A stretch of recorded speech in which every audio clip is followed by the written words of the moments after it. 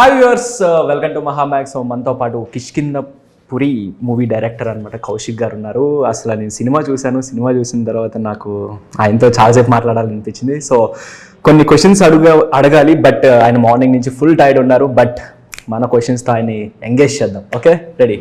Hi bro. Full tired ఉన్నారు, but నా క్వశ్చన్స్తో మిమ్మల్ని ఎంగేజ్ చేస్తాను. సమ్ డిఫరెంట్ క్వశ్చన్స్ నా దగ్గర ఉన్నాయి అనమాట. నేను సినిమా చూసిన తర్వాత కొన్ని రాసుకున్నాను నేను బేసిక్గా. సో అవి అడుగుతాను. ఓకే, ట్విస్టులు చెప్పకుండా అసలు అవేముండదు, reveal I'm not a spoiler. Okay, yeah.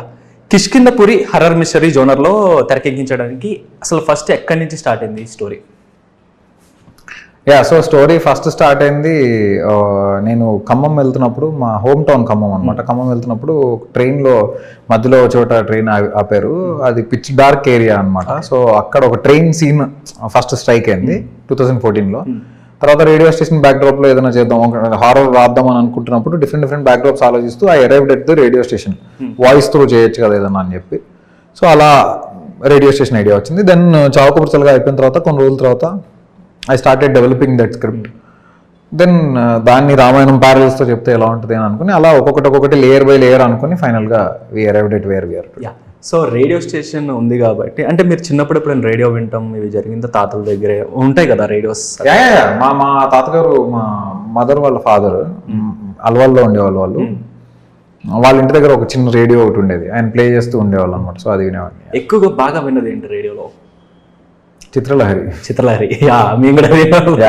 And ఇంకోటి క్రికెట్ స్కోరింగ్ ఒకటి విన్నాను. అవును, క్రికెట్ స్కోర్ ఒకటి బాగా గుర్తు. సో తెలుగు ఆడియన్స్ హర్రర్ సినిమాలు కొత్త ఏం కాదు బేసిక్గా. సో కానీ మీ సినిమా వేరుగా నిలబడే పాయింట్ ఏంటి? ఒకటి మనది horror mystery. So horror and mystery blend అనేది ఇంతకు ముందు పెద్ద ఫ్రీక్వెంట్గా జరగలేదు. సో అది కొంచెం కొత్తగా ఉంటుంది. రెండోది ఏంటంటే సినిమాలో ఉన్న మీకు 90% ఆఫ్ ద టైమ్స్ హారర్ ఫిల్మ్లో ఫ్లాష్ బ్యాకే డిసప్పాయింట్ చేస్తుంది చాలా వరకు. మనది flashback biggest advantage. So అది కొత్తగా ఉంటుంది. And more then anything overall treatment కూడా ఫ్రెష్గా ఉంటుంది. హారర్ సీన్స్ కూడా ఎక్కడ వేరే సినిమాల్లో నుంచి తీసుకుని రాసినవి కాదు, మనం ఫ్రెష్గా డిజైన్ చేసుకుని కొత్తగా రాసినవి. సో అందుకని ఓవరాల్గా ఒక యూనిక్ ఎక్స్పీరియన్స్ అయితే 100% ఇస్తుంది. సో బేసిక్గా హర్రర్ సినిమాలు అనగానే మనం బాగా చూసేది విఎఫ్ఎక్స్ ఒకటి అండ్ లైటింగ్స్ ఇవన్నీ. సో మీరు ఇవి చేస్తున్నప్పుడు ఎటువంటి జాగ్రత్తలు తీసుకున్నారు మెయిన్గా వీటి విషయంలో? So I have the best technicians for the VFX and both cinematography as well. So cinematography వచ్చి చిన్మయ్ అనే అతను చేశాడు.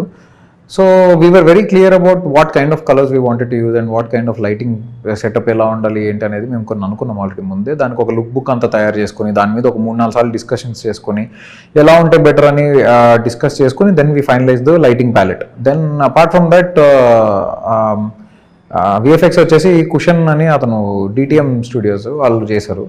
లవన్ కుషన్ అని ఇద్దరు బ్రదర్స్ ఉంటారు.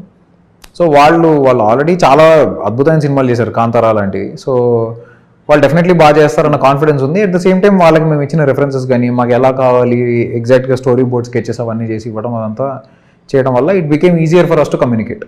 ఎప్పుడైనా రేడియో స్టేషన్ కానీ దానికి ఎప్పుడైనా విజిట్ చేయడం జరిగిందా ఎప్పుడన్నా చిన్నప్పటి నుంచి ఎప్పుడన్నా? లేదు, బట్ ఈ సినిమా అవుతున్న ప్రాసెస్లో, ప్రీ ప్రొడక్షన్ అవుతున్న ప్రాసెస్లో నేను మా ప్రొడక్షన్ డిజైనర్ని, వన్ ఆఫ్ మై అసోసియేట్ డైరెక్టర్ని ఆల్ ఇండియా రేడియోకి పంపించాను. సో అక్కడ చూసి మొత్తం లోపల సెటప్ అంతా ఎలా ఉంటుంది? వాళ్ళని వెళ్ళి చూసుకోమని చెప్పాను, చూసి ఫొటోస్ అవన్నీ తీసుకుని రమ్మని చెప్పాను, వాళ్ళు తీసుకుని వచ్చారు. Okay, fine. హర్రర్ సినిమాలో లైట్ షాడో ప్లే చాలా కీలకం కాబట్టి సో వీటిని ఎలా ఉపయోగించారు బేసిక్గా?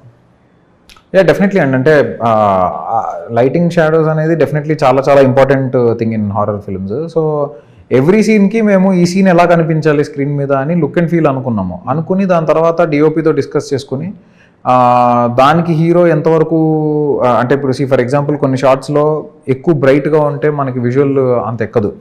So it needs to create certain mood.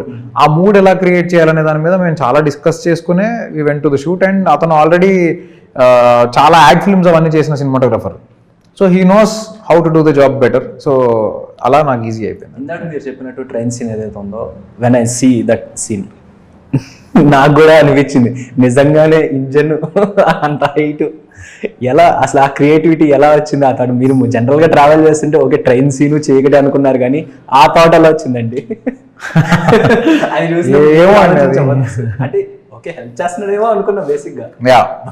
అంటే హారర్లో చాలా వరకు ఏంటంటే జంప్ స్కేర్స్ లేకపోతే మ్యూజిక్ మీద రిలే అయ్యేవి, సౌండ్ మీద రిలే అయ్యే సీన్స్ పడుతుంటాయి కదా. అమ్మని కరెక్టే కదా అనే దాని మీద రిలే అయ్యే సీన్ పడలేదు చాలా వరకు అని అనిపించి అలాంటిది ఏదైనా రాద్దాం అనుకుని రాసింది అది. What a creativity. అంటే లాజిక్ తో హారర్ చెప్తే బాగుంటది కదా అని అది అనిపించింది. Next level logic. ఎవరు ఊహించి ఉంటారు కూడా. అది చూసినప్పుడు నేను అవును నిజమే కదా అని నేను ఆలోచించవచ్చు. నైస్.